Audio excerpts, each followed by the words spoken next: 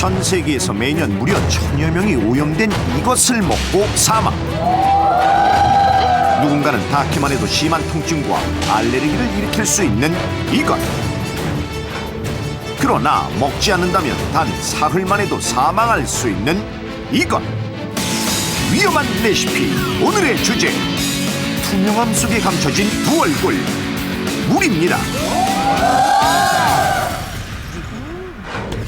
우리 몸은 70%가 물로 이루어져 있습니다.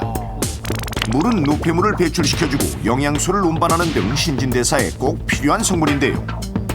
우리 몸에 물이 1%만 부족해도 심한 갈증을 느끼고 2%가 부족하면 나른함을 느끼며 4에서 5%가 부족하면 불안과 초조한 증상까지 나타납니다.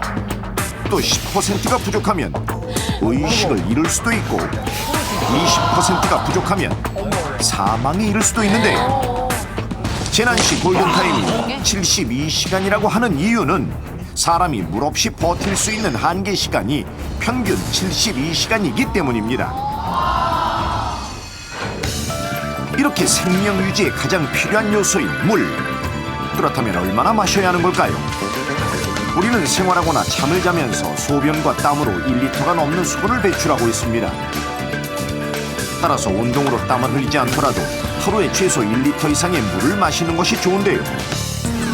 음식으로도 섭취하는 수분이 있기 때문에 오직 물로만 섭취하는 수분량은 자신의 체중 1kg당 20에서 30ml 정도가 적당합니다. 하지만 요즘 같은 더운 날씨에 땀을 많이 흘렸다면 조금 더 수분을 보충해주는 것이 좋겠죠. 그런데 요즘은 차나 음료로 물을 대신하는 사람들도 많은데요. 이러한 음료들은 결코 물을 대신할 수 없습니다. 만약 커피를 200ml 마셨다면 카페인 성분 때문에 우리 몸에서 300ml의 수분이 빠져나가는데요. 따라서 커피 한 잔에 물 한 잔 반을 마셔줘야 수분을 보충할 수 있습니다.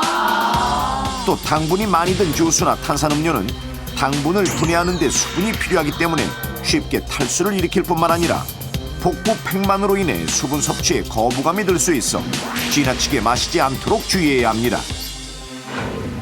요즘은 물도 음료처럼 골라 마시는 시대.